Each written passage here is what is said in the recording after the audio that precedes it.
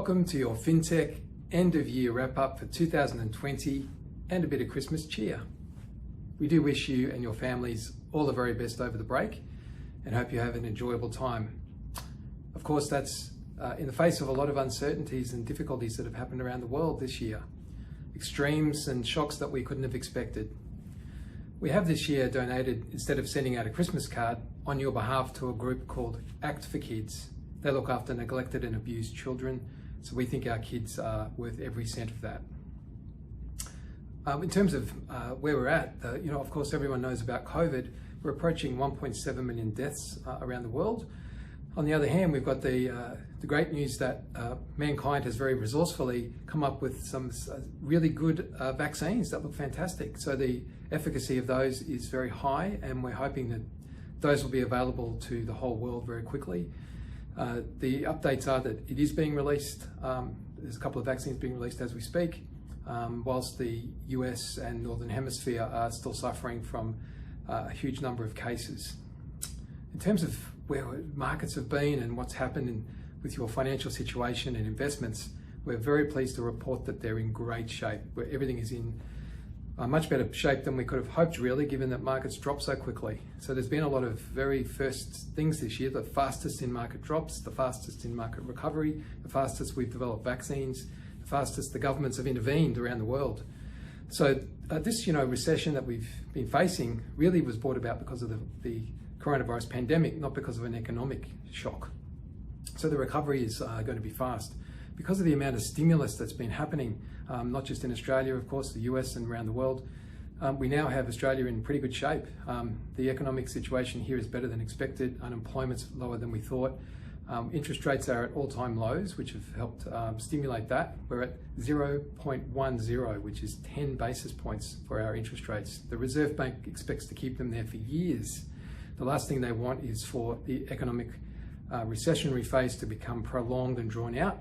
And they want to get everything back and working again, so that when the vaccines do come through, those industries, economies, jobs and sectors recover very well and strongly. It's going to take a few years for that to occur.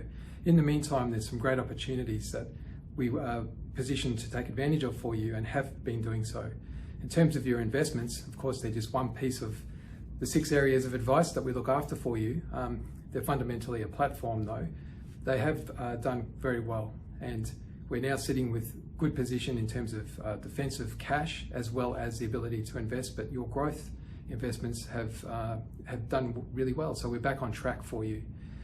To show you that quickly what has happened in the last year, I'd like to show you a couple of slides quickly. The first one is the US S&P 500 top 500 companies. You can see from March the drop was really significant, the fastest ever happened. And the recovery was very quick, like a V-shape as well.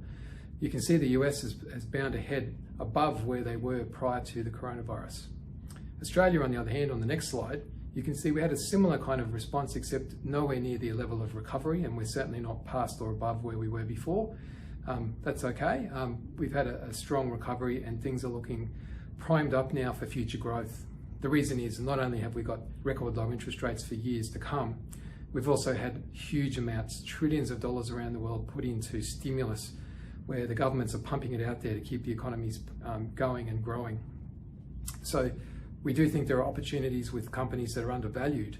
A lot of companies have gone extremely high, and the difference between the US and Australian markets is because the US has a lot of growth companies that are very technology based, a bit more healthcare and other growth factors. If you think about the top US tech companies, Google, Amazon, Facebook, Microsoft, to name a few, they're the companies that have really bounded ahead. On the back of that, a lot of tech startups and small tech companies that really haven't got the evidence or making any profit yet have bounded up as well. For example, in Australia, we've had companies that have gone to ridiculous highs.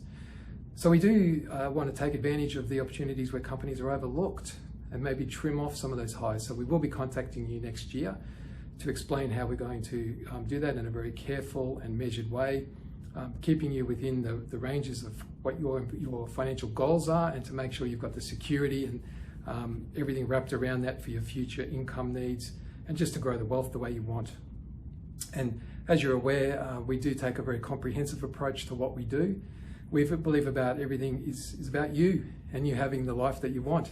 So thank you very much for a fantastic opportunity, to a fantastic year from our end, to be your advisors and to work with you. We've obviously had very challenging times, and we look forward to the power of the humankind coming through next year with vaccines, and into the end of next year we're going to see quite a different world.